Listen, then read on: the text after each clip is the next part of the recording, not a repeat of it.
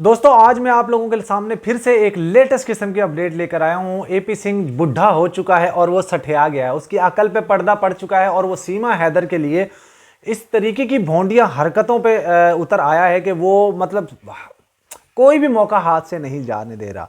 आज मैं आप लोगों के सामने एक लेटर रखने जा रहा हूं जो एपी सिंह ने मुबैना तौर पे जो एपी सिंह ने गृह मंत्रालय में भी लिखा है, इलेक्शन कमीशन को भी लिखा है और वहां के जितने भी डिपार्टमेंट्स हैं उन सबको एक लेटर एपी सिंह ने लिख दिया। बल्कि एपी सिंह के साथ बहुत सारे लोग और भी शामिल हैं जिन लोगों ने उसके ऊपर साइन किए हैं और जिन लोगों के मोबाइल नंबर और वो सारी डिटेल उन लोगों की लिखी हुई है कि वो लोग सीमा को इख्तियार दें वोट डालने का। अरे यार क्या पागल हो गया बुढ़े, तुम्हारी सठिया गई है, तुम्हारा कोई पेच जो है वो लूज हो गया है।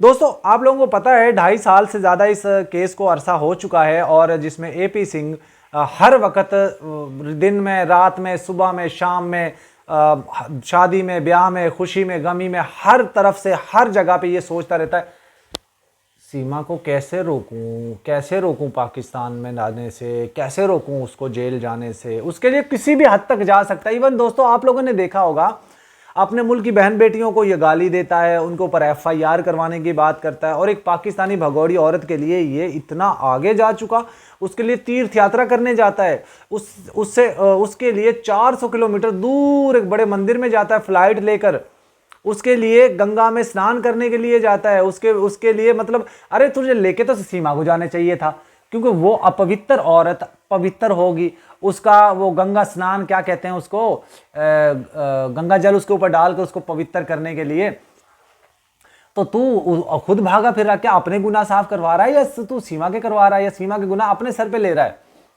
दोस्तों आप लोग जानते हैं कि एपी सिंह जैसा नीच, घटिया, लुच्चा, लफंगा, आवारा, बदतमीज, बदतहजीब इंसान कोई भी नहीं है दुनिया में। आप लोगों को अंदाजा हो गया होगा।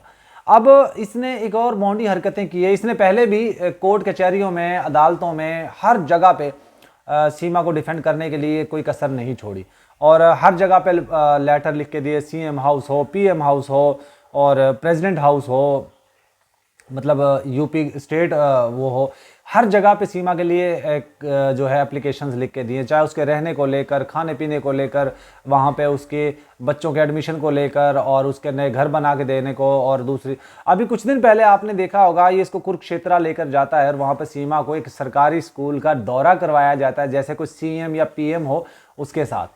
तो ये किसी भी हद तक जा सकता है। अब इसने दोस्तों एक भोंडी हरकत शुरू कर दी है। इसने एक लेटर लिखा है और लेटर की कॉपी भी मैं यहाँ पे लगा देता हूँ, लेकिन कम्युनिटी गाइडलाइन की वजह से मैं वो ब्लर करूंगा। इलेक्शन कमीशन को इसने ये लेटर लिखा है जिसमें इसने बहुत से लोगों के साइन करवाए हुए हैं, नीचे स्टैंप भी लगी हुई हैं और वो उसमें लिखा है कि सीमा हैदर को वोट डालने का अधिकार दिया जाए। मैं हैरान हो गया हूँ यार, उसको पहले वहां की नेशनैलिटी तो दिलवा बुढ़े। अगर उसको वहां की नेशनैलिटी मिलेगी तभी तो वोट डालने का अधिकार लेगी। दोस्तों इसने उस लेटर के अंदर ये लिखा है कि बल्कि मैं आपको पढ़ के थोड़ा सा सुना देता हूं उस लेटर में क्या लिखा है। इस लेटर में लिखा गया दोस्तों कि गवर्नमेंट को यानी कि इलेक्शन कमीशन को ये मुखातिब करते हुए कह रहा है कि सीमा हैदर ने अब यहाँ पे शादी कर चुकी है और वो सीमा सहचन मीना बन चुकी है, हिंदुस्तान की बहू है, उसने यहाँ पर एक बच्ची को जन्म दे दिया है, तो इसको लिहाजा यहाँ पे वोट डालने का अधिकार भी दिया जाए। मुझे तो इतनी हंसी आ रही है ये पढ़कर दोस्तों, जब मैंने ये पढ़ा मुझे तो इतनी हंसी आई कि बुढ़े लोग स्वर्ग की तैयारियां करते, नर्क की तैयारी करते, तू सीमा की तैयारी सीमा की तैयारियां कर रहा है, दोबारा से घोड़ी पे चढ़ने की कोशिश कर रहा है। अबे घोड़ी पे चढ़ने की बात छोड़, तू सीढ़ी पे भी नहीं चढ़ सकता। अगर घोड़ी पे चढ़ने की कोशिश करेगा ये ना हो फिसल कर तेरी टांग टूट जाए।